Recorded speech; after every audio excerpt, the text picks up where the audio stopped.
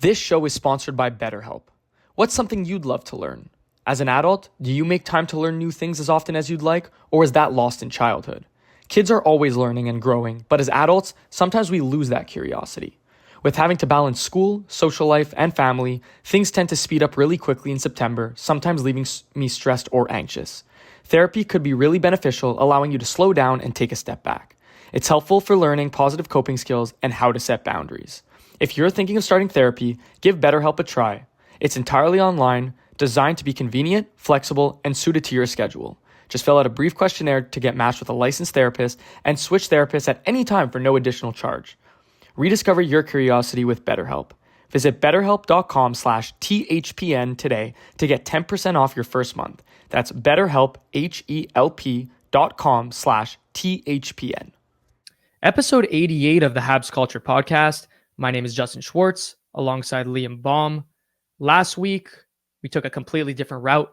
We decided to see what ChatGPT graded some of our most prominent Montreal Canadiens trades versus what Habs Culture ranks and grades those trades as well. It was a fun episode. It was a lot of fun to see what ChatGPT had to say, something that we weren't used to doing. But now we're going to get back on track, considering we are September 17th today, less than a month away from the Montreal Canadiens home opener with the Leafs at the Bell Center. So super exciting stuff. Like we mentioned last episode, we're super stoked for the start of the season. But we thought that we would look at the league as a whole and not only focus on the Canadiens today, but focus on what the standings may look like at the end of the 2024-25 season, where these teams will end up. Liam and I have done this for, I think, two seasons now. It's been fun to see where we missed and where we got it right. Like, I think we missed completely on the Canucks last year in Calgary, which was funny to see. But it's always fun to do, and we never get them 100% right, but it's fun to speculate. So with that being said, we'll jump right into things. We're going to start it off with the Atlantic Division. We're going to start off at the 8th spot of the division. We're going to give both of our answers. Going to give a couple of reasons as to why we believe why they stay there or why they finish there, and work our way up to 1. And then we'll follow that up with the Metro. So starting things off, Liam, I'll get us kickstarted here because I feel like I'm not even going to let you speak because I feel like I always give you, throw it onto you, but we'll just get right into it. Why not? In the 8th spot, and unfortunately in the 8th spot in the Atlantic Division, I have the Buffalo Sabres.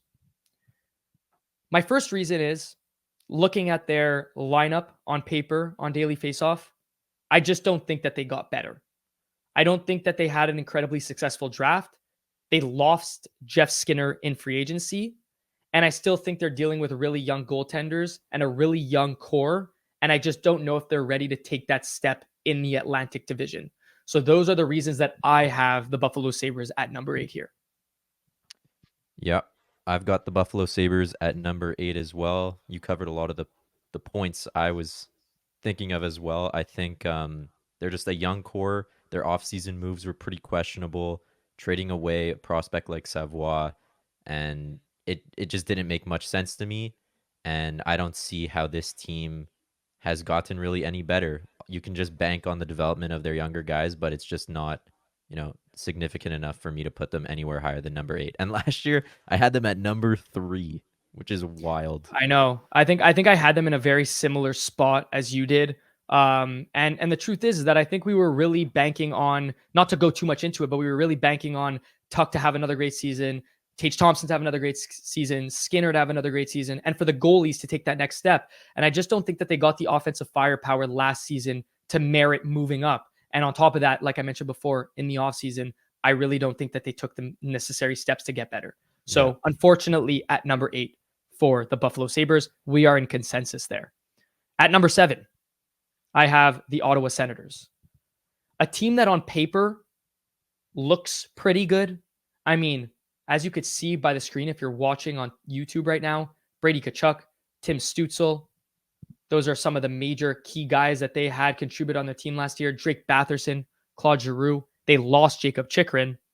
But all in all, I just don't know. I mean, look, they got Linus Ullmark, which I think is a positive, but I just don't know if they're ready to take that next step as a unit.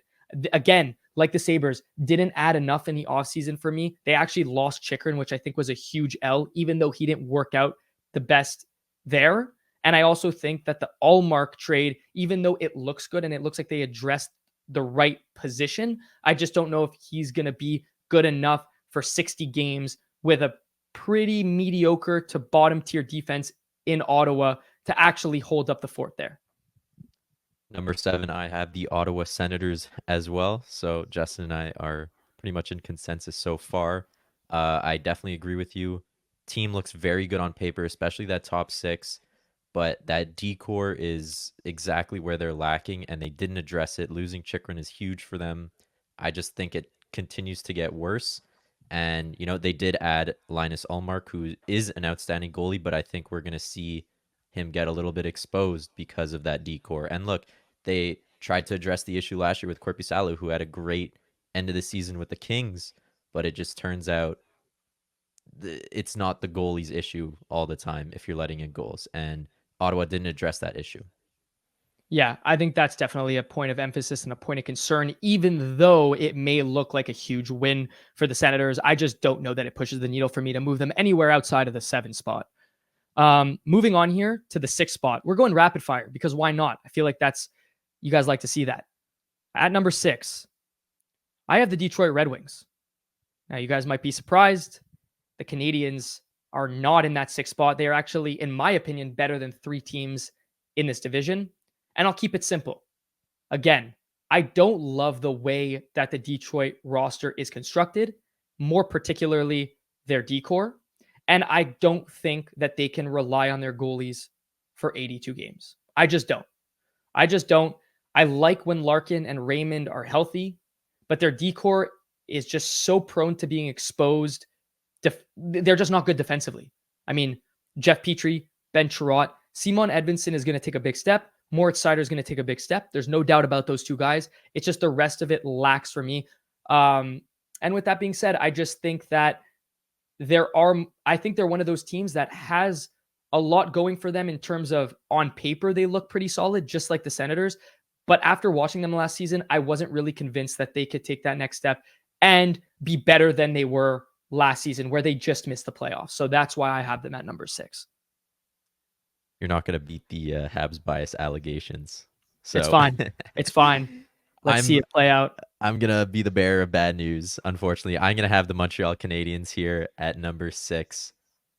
Obviously, I don't think having them over Detroit is unrealistic, but I'm going to try to remain as least biased I could be and the most unbiased I could be. I just don't think this team can beat out some of the, I'm not going to say better players on the Red Wings, but it seemed like Detroit was taking a big step in the right direction last year, and Montreal kind of hadn't taken that step yet. So I'd love to see Montreal take a big step like Detroit did last year. I just think they're still a very young team. They had a very successful offseason in terms of who they drafted, who they moved out, who they moved in. I think next year is going to be the biggest step in terms of the development when we get some of the prospects in, some of the younger players develop even more, and some of that cap space clears out. So I have Montreal at number 6. I think it's going to be better next year, but for now, I'm going to keep them in that spot. So you're probably going to be considered the more respected podcaster out of the 2 of us after I still think we're both going to. Yeah, I still think we're both going to catch some heat regardless. Well, I don't know. I mean, look, let me instead of, because you were showing why the Canadiens are going to finish 6 instead of 5, I'll give my reason as to why I think they finished 5 instead of 6. I just think that based off last year, a couple things. One, there's no doubt in my mind that this team as a unit gets better together. Kirby Dach is healthy, a year 3 Slavkovsky. You bring in Laine, which is a huge piece, a second year of new hook in this system, not to mention Suzuki and Caulfield coming back. And look, Suzuki with 77 points. You're looking to hopefully see an increase in goals from Cole Caulfield, Primo and Monty in the net, which might be the greatest cause for concern. But I just think that this team has too many.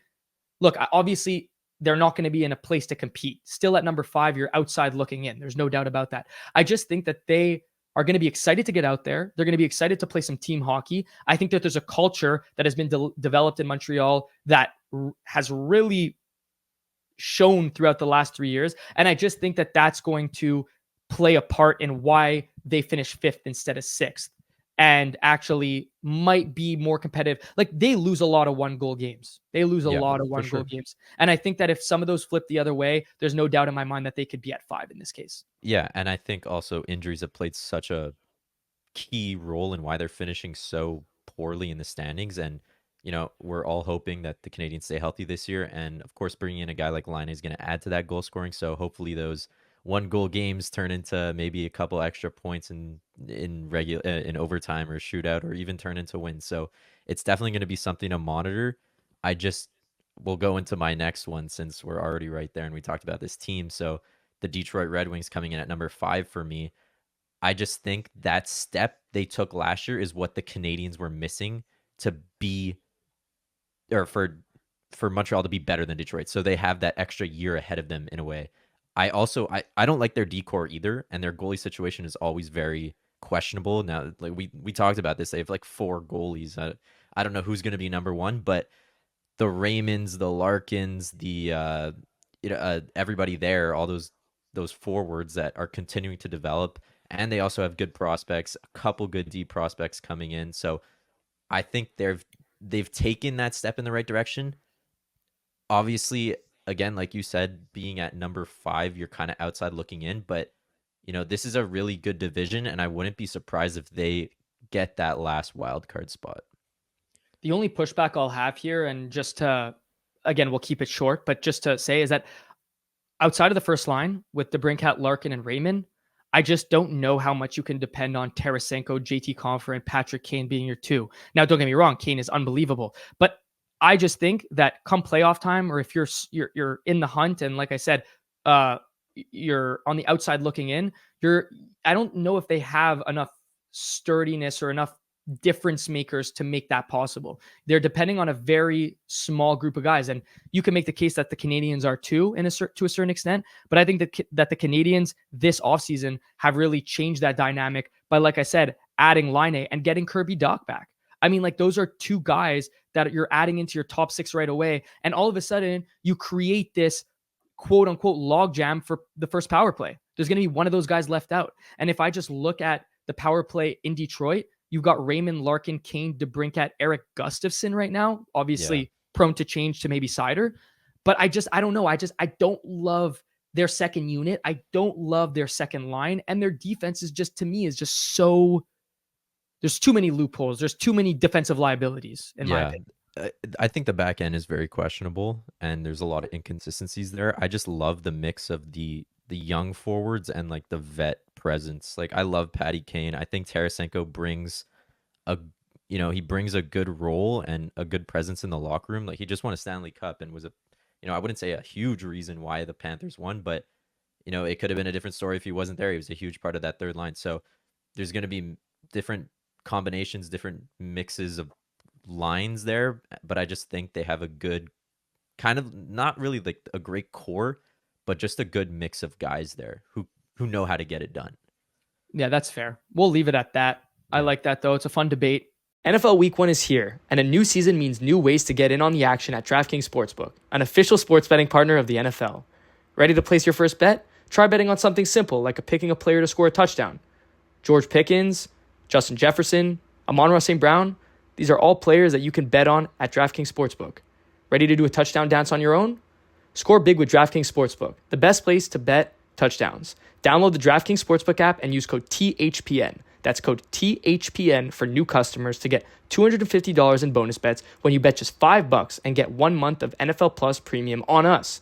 Only on DraftKings. The crown is yours. Gambling problem? Call 1-800-GAMBLER. In New York, call 877-8-HOPE-NY or text HOPE-NY 467-369. In Connecticut, help is available for problem gambling. Call 888-789-7777 or visit ccpg.org. Please play responsibly. On behalf of Boot Hill Casino and Resort in Kansas, 21 and over. Age and eligibility varies by jurisdiction. Void in New Hampshire, Oregon, and Ontario. Bonus bets expire 168 hours after issuance. For additional terms and responsible gaming resources, see dkng.co/ftball. NFL Plus Premium offer available only to new and former NFL Plus subscribers. Additional NFL Plus Premium terms at nfl.com/terms.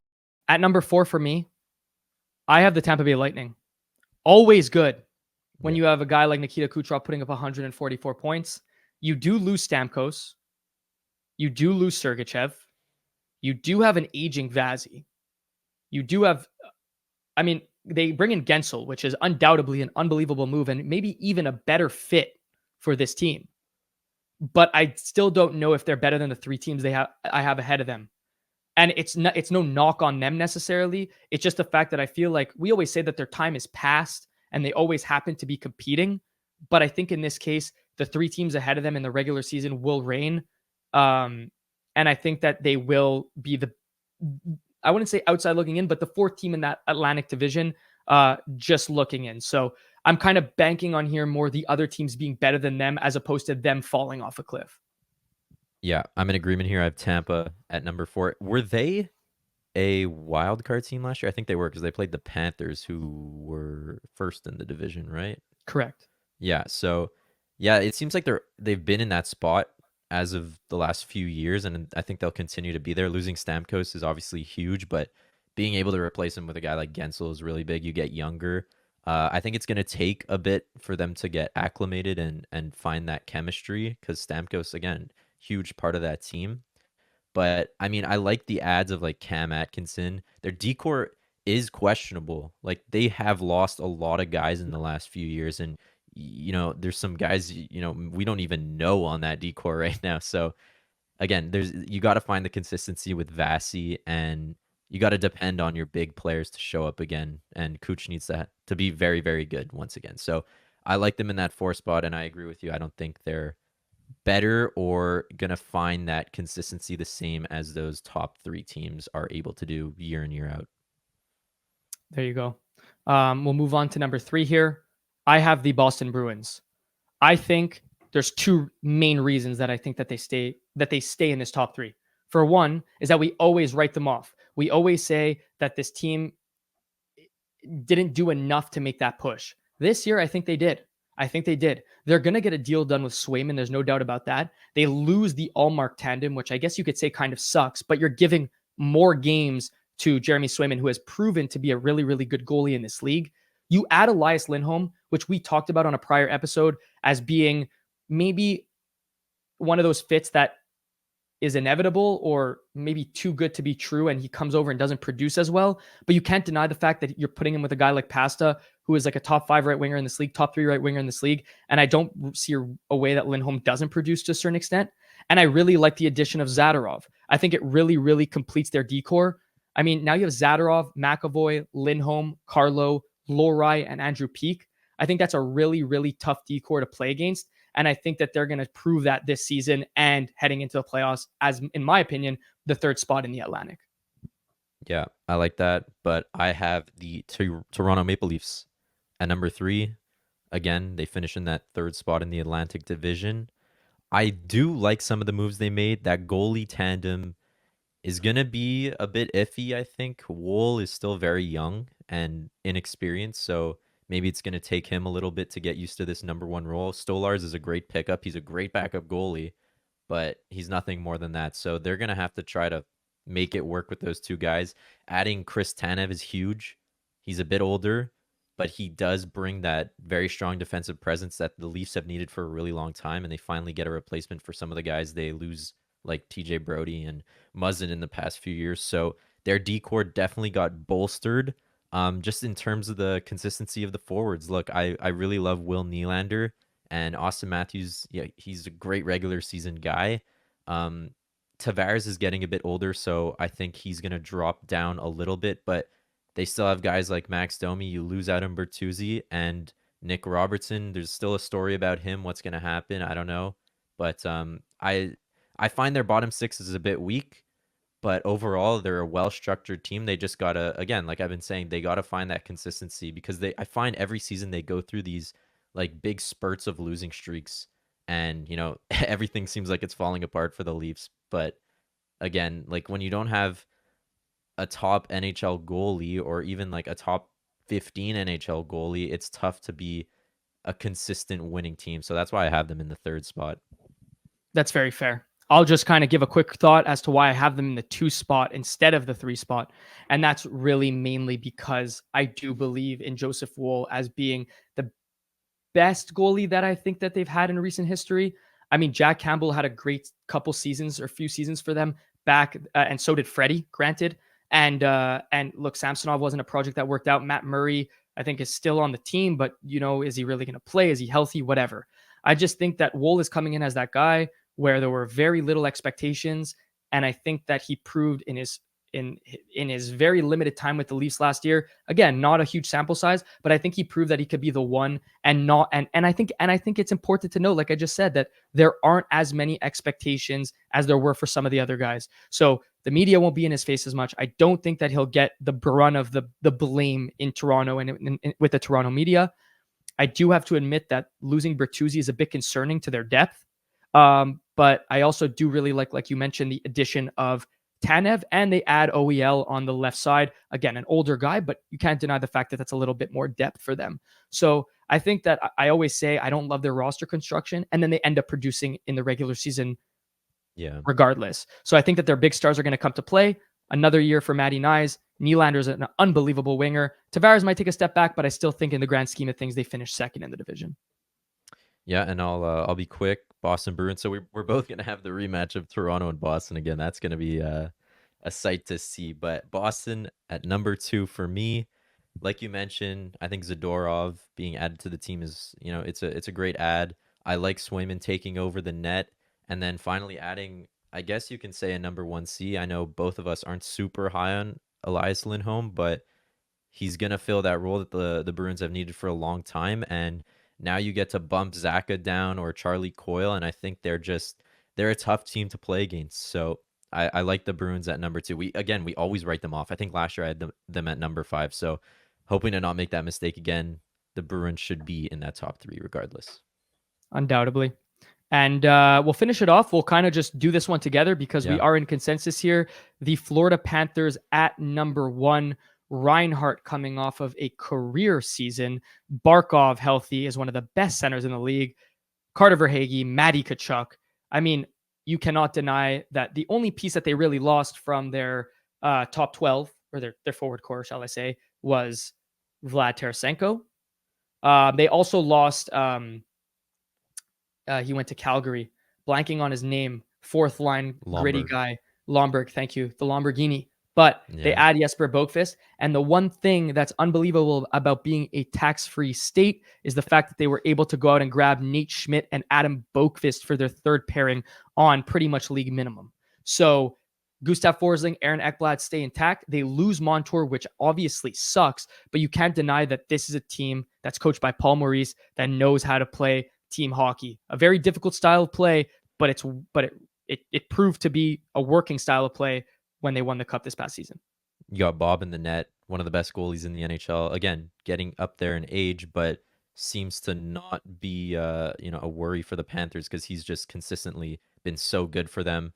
Like you mentioned, Sam Reinhart career year. We've talked about it. Probably going to come down in points just based on his career averages. But you got Matty Tkachuk, who you can say underperformed last year at 26 goals. He's a 40-goal guy.